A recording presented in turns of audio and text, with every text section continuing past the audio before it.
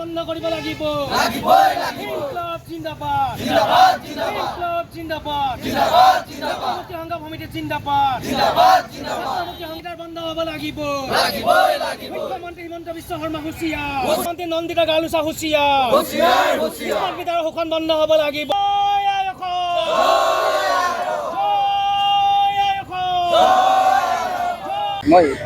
ইতিমধ্যে শিৱসাগৰ দলমুখ চাৰিআলিত smart meter বন্ধৰ দাবীত স্মাৰ্ট মিটাৰৰ শোষণ বন্ধৰ দাবীত ছাত্ৰ মুক্তি সংগ্ৰাম সমিতিৰ অভিজিত চেতিয়া, চান্দীপ গগৈ, প্ৰাঞ্জল গাৰ্গ আৰু দিলৱাৰ হুছেইনে ৭২ ঘণ্টীয়া অনুষ্ঠান কাৰ্যসূচী গ্ৰহণ কৰি আছিল। ইতিমধ্যে ৭২ ঘণ্টীয়া অনুষ্ঠান কাৰ্যসূচী আনুষ্ঠানিকভাৱে আজি ভংগ কৰা হৈছে।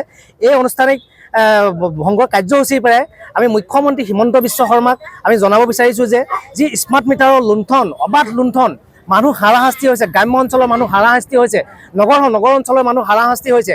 গতিকে আমি ইয়াৰ পৰাই দাবী জনাইছোঁ যাতে এই স্মাৰ্ট মিটাৰৰ ৰাইজক শোষণ কৰা স্মাৰ্ট মিটাৰ বন্ধ কৰক।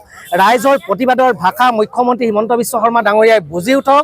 সৰ্বত্ৰে অসমৰ সৰ্বত্ৰে প্ৰতিবাদ হৈছে। এই প্ৰতিবাদৰ মূল্য মুখ্যমন্ত্ৰী হিমন্ত বিশ্ব শৰ্মাই বুজি উঠক। এই স্মাৰ্ট মিটাৰ বন্ধ কৰক। অন্যথা কিন্তু আজিৰ এই অনশন কাৰ্যসূচীয়ে হৈছে বা অসমত বিভিন্ন আন্দোলন হৈ আছে, সমগ্ৰ অসমৰ ৰাইজ ৰাজপথলৈ ওলাই আন্দোলনৰ দৰে যিটো পৰিস্থিতি হৈছিল তেনেকুৱা দৰে অসম অচল কৰি দিবলৈ কিন্তু ৰাইজে কুণ্ঠাবোধ নকৰিব। পুনৰবাৰ মুখ্যমন্ত্ৰী হিমন্ত বিশ্ব শৰ্মা ডাঙৰীয়াক আমি অনুৰোধ জনাইছোঁ এই ৰাইজক শোষণকাৰী স্মাৰ্ট মিটাৰ বন্ধ কৰক।